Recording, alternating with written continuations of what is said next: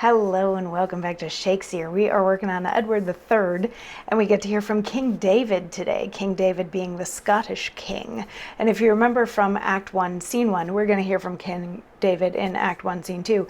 If you remember from Act 1, Scene 1, shortly after Edward III started drawing his troops back out of Scotland, King David started sending his troops back in to sort of reinvigorate this war between this Scottish people and the English people.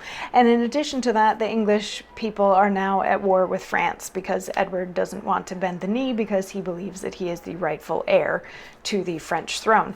So we're in Act 1, Scene 2, and in yesterday's monologue we got to catch up with the Countess of Salisbury, who is in one of the castles that King David has invaded, and she's sort of being kept prisoner, and she's very upset that Montague is the one that is like pleading her case to King Edward to try to come and save her, because it's really miserable being a prisoner of the Scottish king, is what she says. But then she sees King David along with the Duke of Lorraine and a few others coming in. So she goes to hide to hear what they have to say. And what King David has to say is, "My Lord of Lorraine, to our brother of France, commend us as the man in Christendom that we must reverence and entirely love. Touching your embassage, return and say that we with England will not enter parley, nor never make fair weather or take truce, but burn their neighbor towns, and so persist with eager rods beyond their city York. And never shall our bonny riders rest, nor rust in canker have the time to eat their light-born snaffles, nor their nimble spur, nor lay aside their jacks of gimmelled mail, nor hang their statues of grained Scottish ash in peaceful wise upon their city walls, nor from their buttoned tawny leathern belts dismiss their biting wineyards, till your king cry out, 'Enough! Spare England now for pity! Farewell, and tell him that you leave us here before this castle. Say you came from us, even when we had that yielded to our hands.'"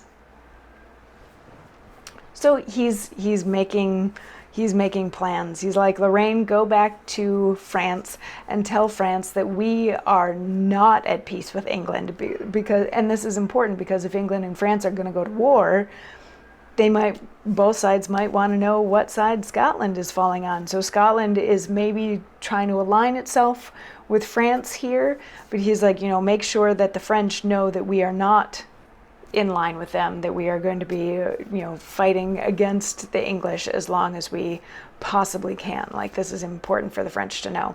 And Lorraine is like, "Okay, cool, I'll go and take care of that." And then he's like, "All right, now we have to," Lorraine leaves, and to the rest of the people, he's like, "All right, now we gotta divvy up everything that's left." And one of the other guys there is like, I'll take the Countess of Salisbury, please." And David's like, "No, I get to pick first, and I pick her for myself." And he's like, and the one guy's like, "Well, maybe I just have her jewels then." And David's like, "Well, her jewels are part of her and her stuff, so I get to keep all of that too."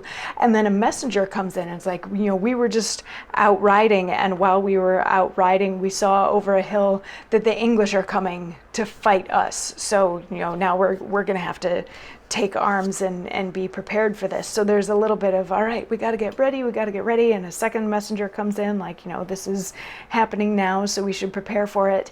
And then the Countess of Salisbury, who had just stepped to the side so that she could listen to all of this, decides now is the time to present herself and make her presence known. And it is there that we will pick up tomorrow. So I will see you then for that. Mwah.